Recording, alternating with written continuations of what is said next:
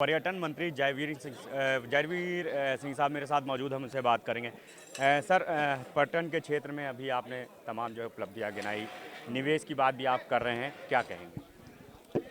पर्यटन ऐसा क्षेत्र है जो एक महत्वपूर्ण भूमिका, $1 ट्रिलियन इकोनॉमी बनाने का आदरणीय मुख्यमंत्री ने जो एक लक्ष्य रखा है, इस लक्ष्य को पूरी करने में महती भूमिका पर्यटन विभाग निभाएगा।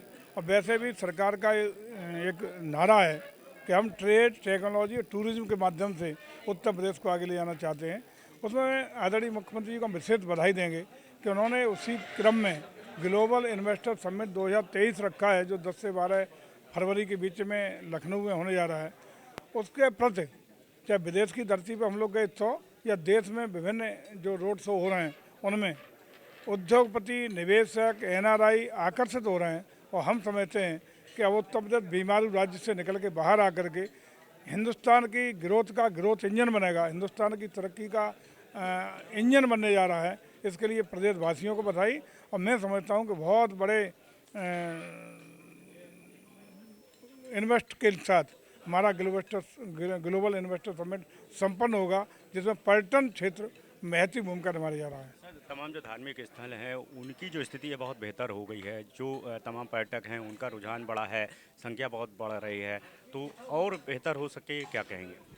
देखिए, एक उदाहरण के तौर पर हम देख सकते हैं कि काशी कॉरिडोर आदरणीय प्रधानमंत्री के कर कमलों द्वारा जब से लोकार्पित हुआ है, तब से गुणात्मक रूप से वहाँ पर्यटकों की संख्या बढ़ी।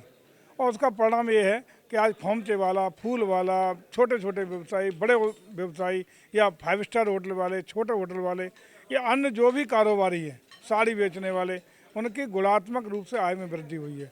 वहाँ खुशहाली आई है। और खुशहाली इसी तरह की पूरे प्रदेश के जितने भी हमारे जो डेस्टिनेशन हैं, पर्यटक डेस्टिनेशन हैं, वहाँ आए। ये हम लोग उसको एक आइडियल डेस्टिनेशन मानते हुए उसी आधार पर प्रदेश भर में हम लोग प्रयास कर रहे हैं कि जितने भी डेस्टिनेशन उनको हम डेवलप करें, उनको चाक चौबंद करें, पर्यटक सुविधाएं उपलब्ध कराएं। ये हमारा प्रयास है। इन्वेस्टर समिट की बात हो रही है, लेकिन विपक्ष सवाल खड़े कर रहा है लगातार कि निवेश की बात होती है, इससे पहले जो किया गया उसमें जो निवेश आया वो कहीं नहीं दिखाई देता। देखिए, अब खिसियाहट है उनकी। 12 से 17 के बीच में आदरणीय अखिलेश जी उत्तर प्रदेश के मुख्यमंत्री रहे। उस समय प्रदेश की जो दुर्गति हुई, प्रदेश में गुंडई हुई, अराजकता हुई, प्रदेश को दंगे का प्रदेश लोग जानने लगे। पूरे देश में उत्तर प्रदेश का नाम लेते ही कहते या तो बीमारू राज्य है या दंगों का प्रदेश है। आज हम बधाई देना चाहेंगे आदरणीय योगी जी की सरकार को। 17 से 22 के बीच में दूसरे कार्यकाल में दंगों के प्रति, लॉ एंड ऑर्डर के प्रति जो जीरो टॉलरेंस की नीति अपनाई, उसी का परिणाम है कि बड़े बड़े दिग्गज जो गुंडई करते थे, संगठित गिरोह थे, आज अता पता नहीं है, जेल के भीतर हैं या ऊपर पहुंच गए हैं। आखिरी सवाल सर, ट्विटर वार की लड़ाई दिखाई दे रही है, अब पहले ट्विटर से अब सड़कों तक आ गई। आपने देखा कि कल डीजीपी मुख्यालय अखिलेश जी पहुंच गए, सैकड़ों कार्यकर्ता सर डीजीपी मुख्यालय घेराव करता है, मुकदमे लिखे गए हैं लगातार। लेकिन सवाल उठाया जा रहा है कि जो बीजेपी की तरफ से, सरकार की तरफ से भी जो है गलत जो है कार्रवाई की जा रही है, जो बीजेपी के जो तमाम अधिकारी हैं वो कार्यकर्ता बन के काम कर रहे हैं। देखिए, लक्ष्मण रेखा का उल्लंघन करने का अधिकार, कानून को तोड़ने का अधिकार किसी को नहीं है। कल यार बीजेपी, अगर सपा के कार्यकर्ता के खिलाफ मुकदमा लिखा गया है तो उसी कार में बीजेपी के कार्यकर्ता के खिलाफ भी मुकदमा लिखा गया है। हम कहीं पक्षपात नहीं करते, हम कहीं ये नहीं करते कि भाजपा का सपा का है। यदि कोई भी कानून को तोड़ेगा तो कठोरतम कार्रवाई उसके खिलाफ होगी, चाहे वो अखिलेश जी का कार्यकर्ता हो या भाजपा का कार्यकर्ता हो। कल मुकदमे एक पक्षी नहीं लिखे गए, मुकदमा दोनों ओर लिखे गए।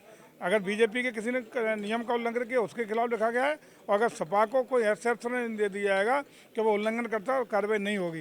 लेकिन अखिलेश जी को कष्ट ये है कि उनके गुंडे, लफंगे, अराजक तत्वों की रोजी रोटी बंद हो गई है, रोजगार बंद हो गया है। उसके लिए वो चिंतित हैं, उसके लिए हम लोग कुछ कर भी नहीं सकते। चाय पीने से डर लगने लग रहा है अखिलेश यादव को, डीजीपी मुख्यालय में उन्होंने चाय पीने से मना कर दिया, कहा हो सकता है कि कुछ और दे दिया जाए। बौखलाहट है उनकी।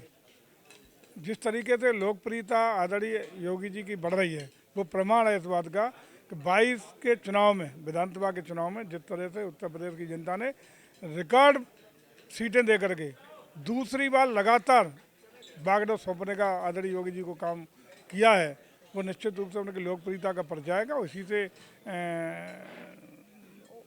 बौखला के ये सब इस तरह के बयानबाजी और इस तरह की बातें हो रही हैं। Okay sir. तो बिल्कुल पर्यटन मंत्री जयवीर सिंह साहब थे जिन्होंने साफ कहा कि अखिलेश यादव बौखला गए हैं और यही वजह है कि लगातार इस तरह के काम कर रहे हैं। वो सड़क पर पहुंच जाते हैं, डीजीपी मुख्यालय पहुंच जाते हैं, क्योंकि समाजवादी पार्टी गवर्नमेंट में जो विकास था वो रुका हुआ था। कानून व्यवस्था की स्थिति बहुत खराब थी, बद से बदतर थी, और योगी सरकार में लगातार काम किया जा रहा है। प्रदेश में जनता के हितों के लिए काम किया जा रहा है, इन्वेस्टर समिट किए जा रहे हैं, निवेश लाने का काम किया जा रहा है, लेकिन जो विपक्ष है वो कहीं ना कहीं इन सब चीज़ों से बौखलाया दिखाई दे रहा है। कैमरा पर्सन रजनीश सातन, भारत समाचार, लखनऊ।